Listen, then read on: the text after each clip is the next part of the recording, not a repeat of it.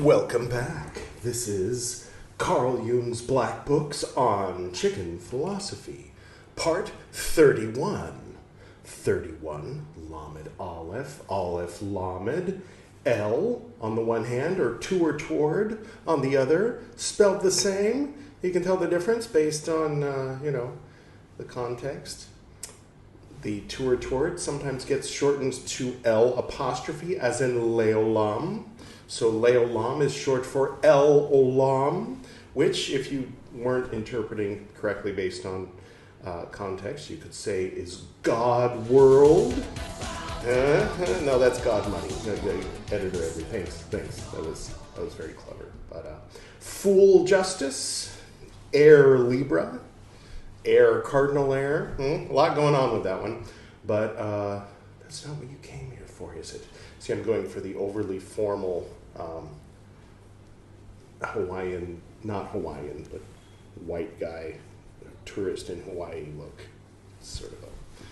Anyway, today is going to be fun, I've decided, at least for a little while, because I found, oh, by the way, did you see, I rearranged many of my books. Now I can point to Taco on the one hand and E-Burrito on the other. We've got the Meccan Revelations here for that, for those recitals. The Teilhard de Chardin is over here in a slightly different place. Just because, for now, there's another Teilhard de Chardin. Yes, writings in the time of war. There's a few others as well that are all coming for the future of the Teilhard de Chardin segment. By the way, it occurred to me, if you're only watching or listening to the Carl Jung portion, the original portion of Chicken Philosophy, then maybe you don't know what I'm talking about, or you've only heard me talk about it as something that will happen in the future. It has happened. It is happening. The next time I record on Chicken Philosophy will be episode 2 of the Teilhard de Chardin. I pointed to it.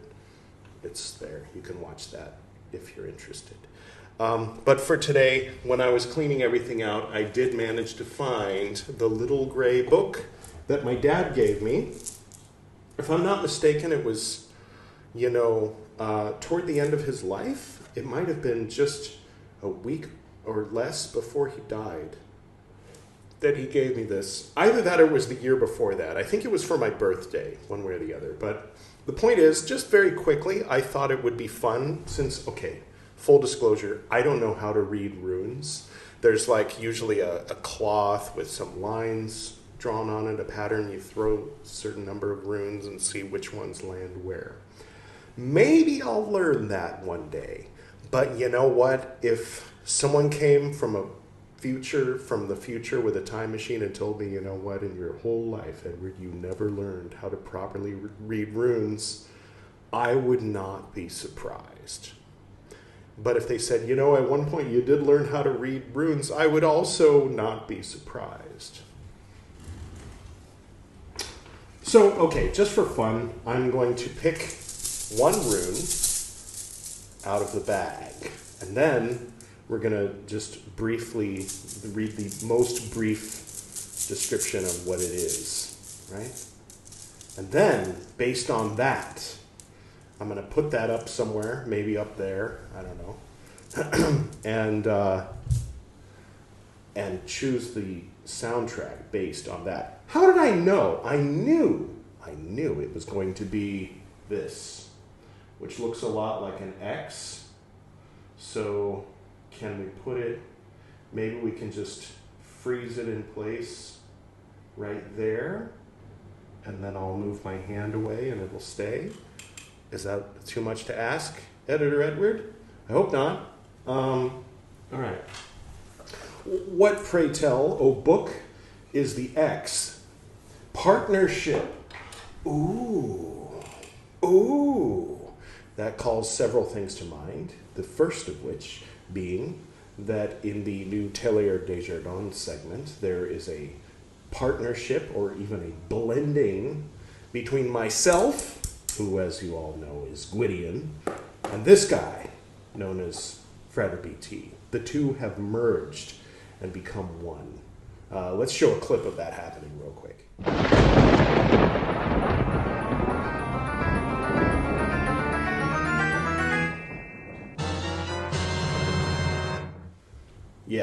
it was pretty intense. It felt really weird giving up my hat, but then somehow I came back to life in half of a person. I don't know.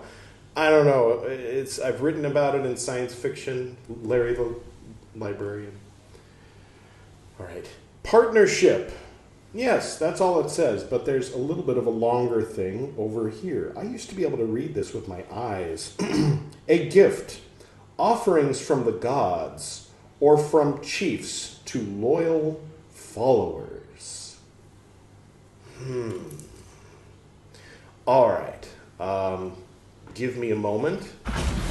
Okay, based on the idea of partnership, I have selected the music that will be playing while we begin reading Volume 2 of Carl Jung's Black Books. All right, let's get to it, shall we? See the books here? The second one, because we finished the first one last time. Yes, very nice, very nice. Alrighty. Now, the first, 3/4 of this book is scans of Jung's handwriting.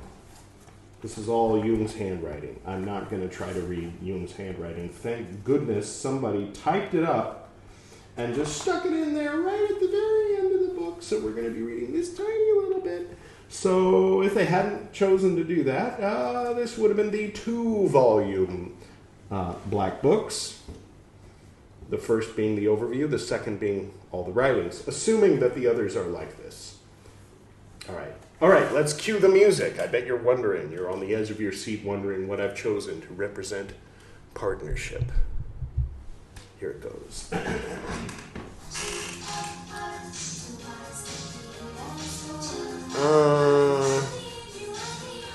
Let's try it. Book 2, November... It's not working. There we go. That's better. Is it too quiet? Yes. Let's make it a little louder.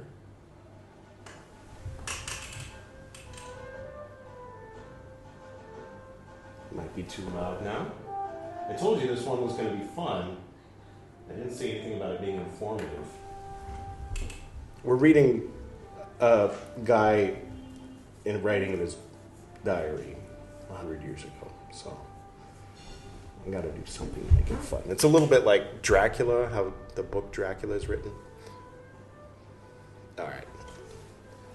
Ravel, Bolero. Book 2, November 22. Where the hell did my magnifying glass go?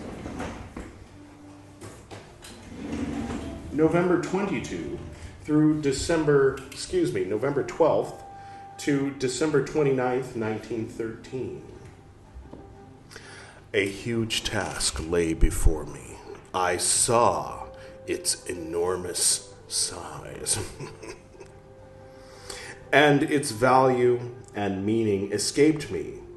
I got into the dark, and I groped along my path. That path led inward and downward.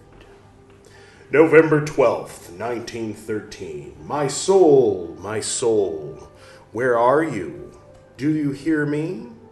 I speak, I call you. Are you there? I have returned, here I am again. I have shaken the dust of all the hands from my feet. Let me read that line again because it couldn't possibly say what I said. Let me try it again with the magnifying glass. I have shaken the dust of all the lands from my feet. That makes much more sense than hands. Continuing. And I have come to you again. I am with you. After long years of long wandering, enormous and long, I have come to you anew. Shall I tell you everything I have seen, experienced, and drunk in? Or do you not want to hear about all the noise of life and the world? But one thing you must know, the one thing I have learned, is that one must live this life. This life is the way, the long sought after way to the unfathomable, which we call divine, in quotes. There is no other way. All other ways are false paths. Sidebar. Living your life is the way. All other ways are false paths. How can you not but live your life? Unless you mean like live your life. Live it. Don't just... I'll keep reading. I found the right way, and it led me to you. To my soul I return, tempered and purified. Do you still know me? How long the separation lasted. Everything has become so different. And how did I find you? How strange my journey was. What words should I use to tell you on what twisted paths a good star has guided me to you? Give me your hand, my almost forgotten soul. How warm the joy at seeing you again, you long forgotten, long disavowed soul. Life has led me back to you. Let us thank the life I have lived for all the happy and all the sad hours. For every joy and every pain, for every hope and every disappointment. All were stations on the path toward you. My soul, I found you again. I would like to know I will stay with you. My journey should continue with you. I will wander with you and ascend to my solitude, no longer alone as before, and greedy and impatient, but with comforting courage and quiet delight.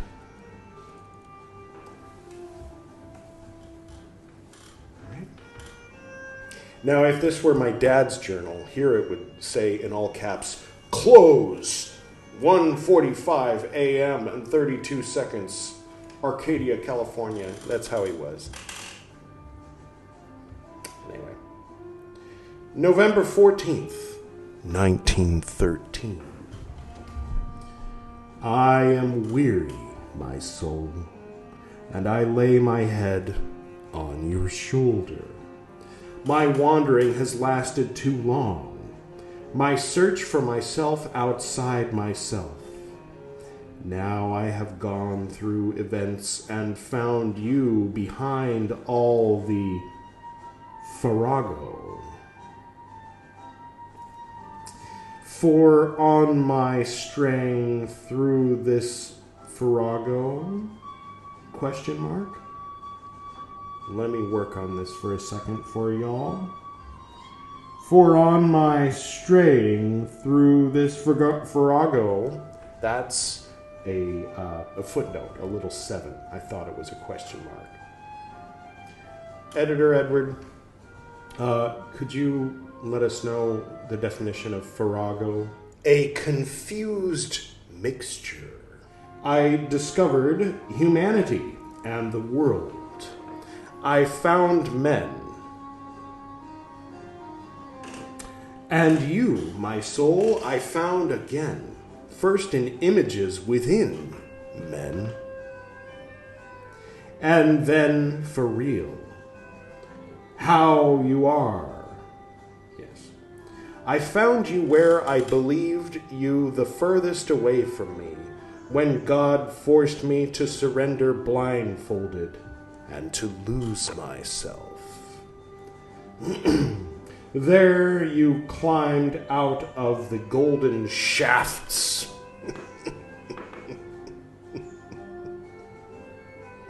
And I found you again. You announced yourself to me in advance in dreams, which were dark to me, and which I sought to grasp in my own inadequate way.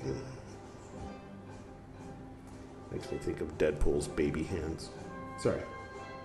You know these dreams, how they burned in my soul and drove me to all the boldest acts of daring and forced me to push for the steepest summits. Yes, even to rise above myself.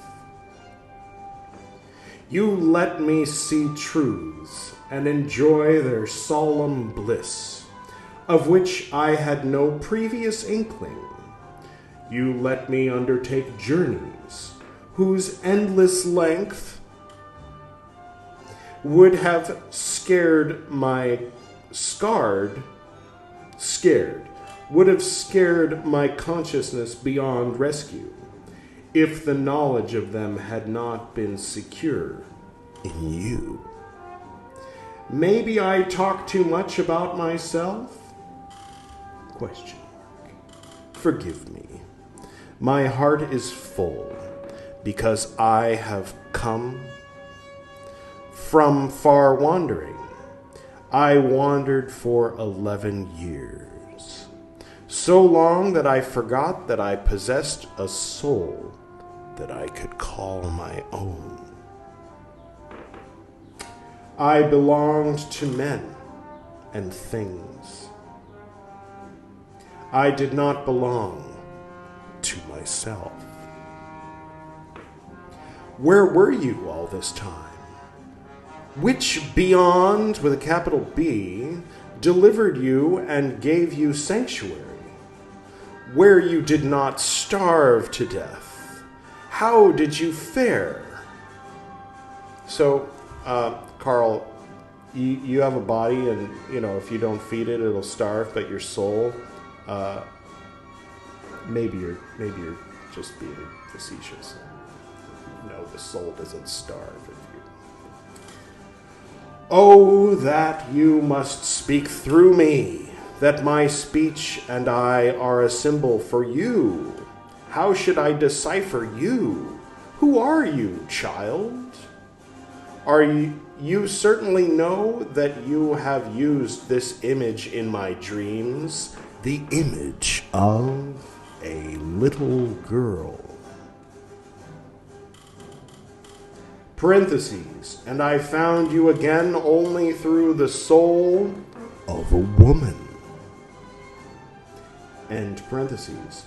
Childish interpretation shall be far from me, because I must prize the image that you use. How dare I guess about this? What do I know of your mystery? Call not before thyself the visible image of the soul of nature, for thou must not behold it ere thy body be purged by the sacred life.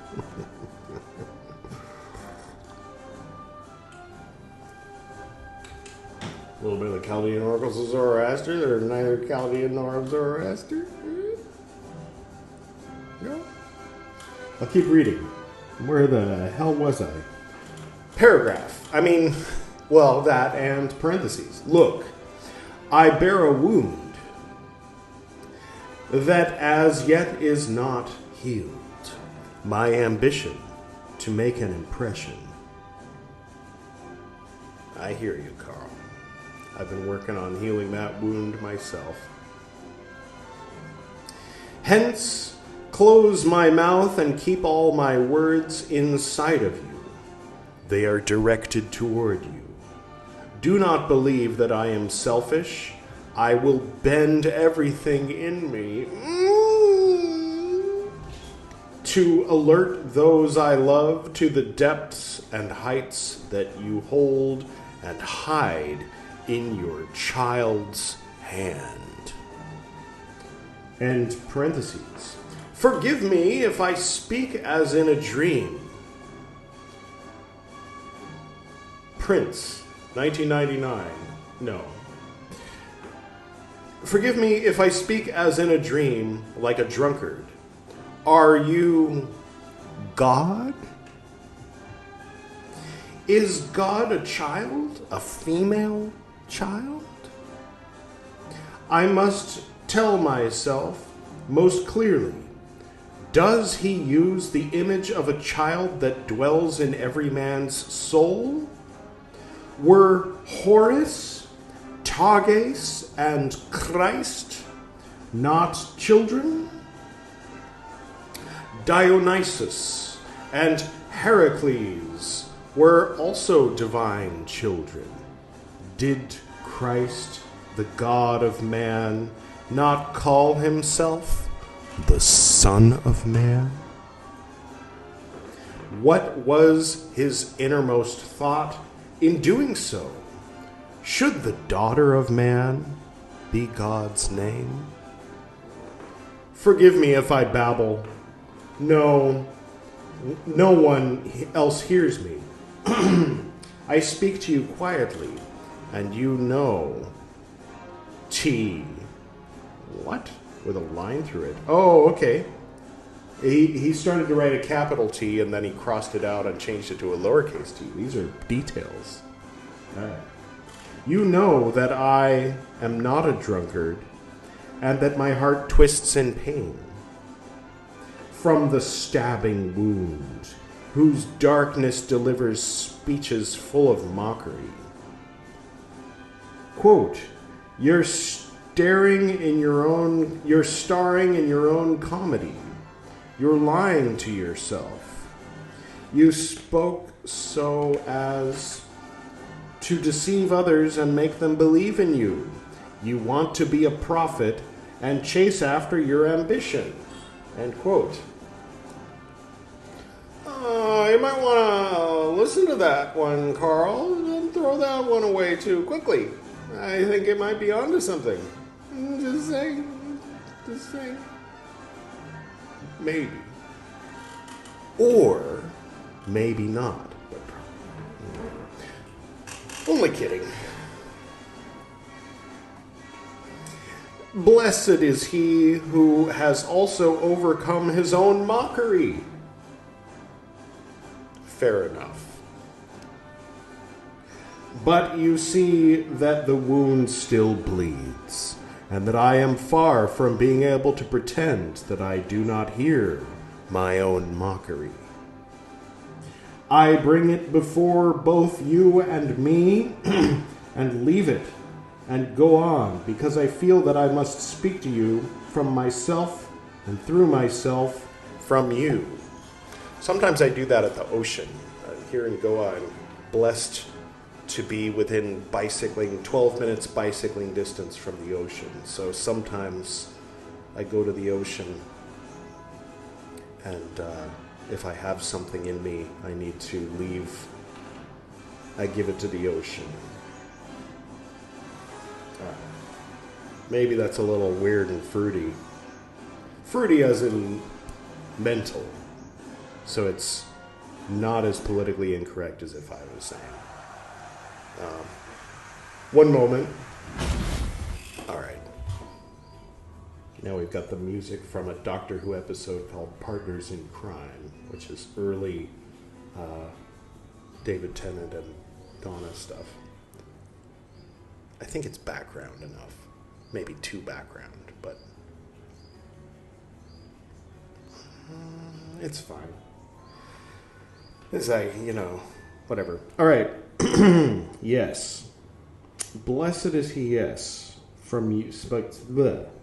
Again and again, I think of those, quote, amazingly torturous paths, end quote, that led to you, my child. Parentheses, how strange it sounds to me to call you a child. You who still hold the all without end in your hand. End parentheses. I am thinking of this first vision that you gave me in a dream, where I saw you hovering. Parentheses, is it 14 years since then? End parentheses. How thick the darkness was back then. How impetuous and how egotistic my passion was. How subjugated I was by all the daemons of ambition. The desire for glory, greed, uncharitableness, and zeal at that time. And how totally ignorant I was then. Life tore me away, and I deliberately moved away from you. And I have done so for all these years. But I remained with you minimally until the love for women tore me completely off and away from you. I recognize how good all of this was, but I thought that you were lost, or sometimes it seems to me that I was lost. But you were not lost, nor was I.